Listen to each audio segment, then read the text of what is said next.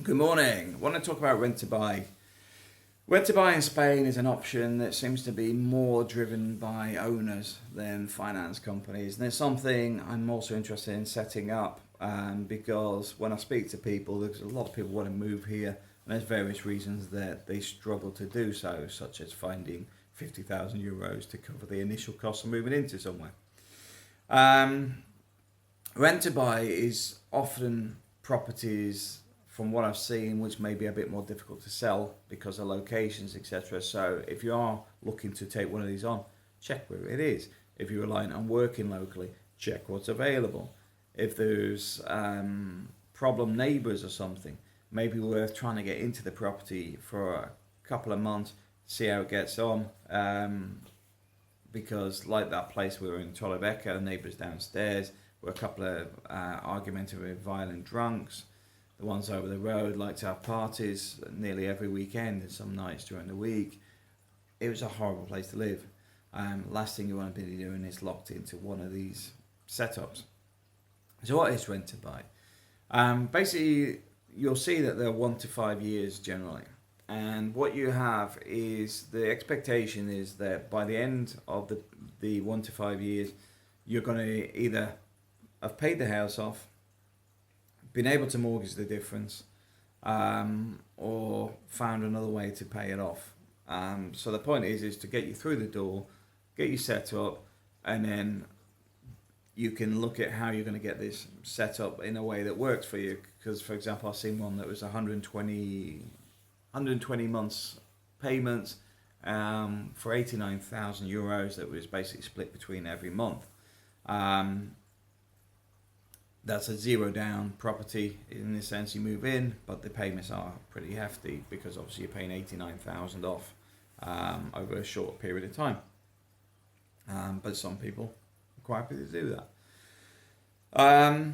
My personal view on this is if you see an option like that, there may be a better option for you. One of the things I would actually turn around and say is, well, if I put 20,000 down as a deposit, can I reduce my monthly payments? Then if I have some extra, I'll make an extra monthly payment, extra installment, rather than having a high cost every month. Also check it's not linked with a mortgage or interest rates or anything else that could actually affect the price drastically if the markets decide to start moving. Anyway, back to what rent to buy. So you've got rent to buy 1 to 5 years, and you've got to basically by the end of that term find a way to pay it off.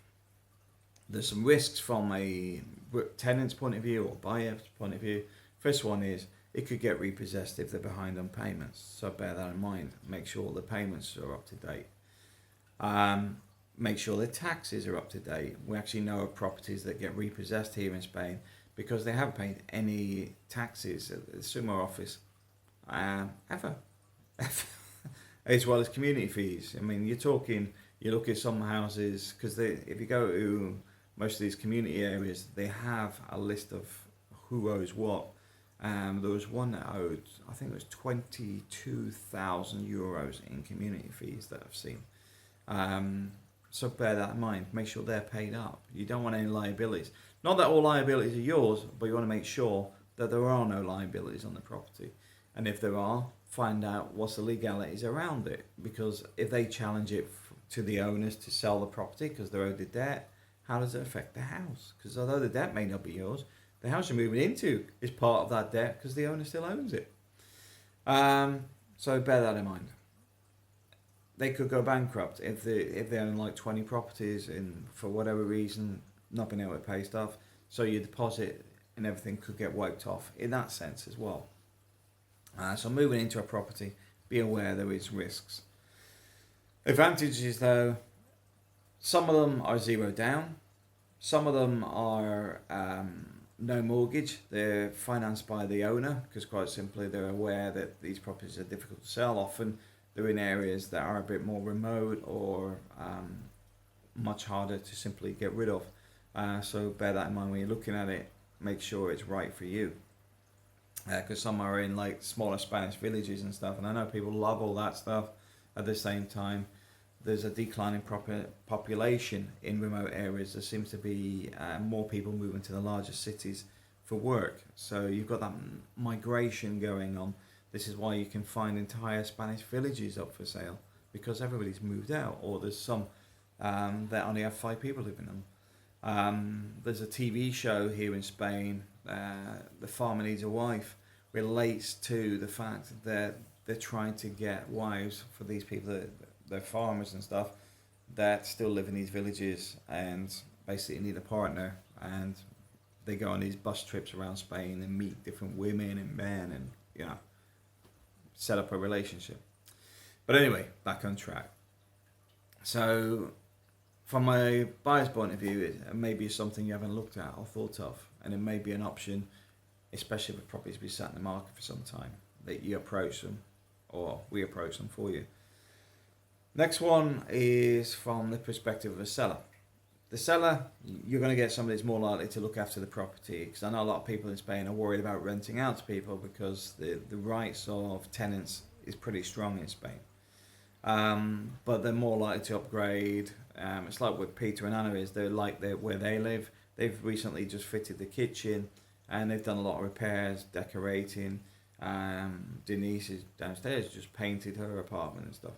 If you've got good tenants, it's fantastic because you've got no stress or worry. They are looking after the property and often upgrading it. So from that point of view, you look more likely to get a good tenant that is going to be worth the investment of letting them in there. Second one is a lot of people will pay a deposit to move in. So we're not talking a month in advance.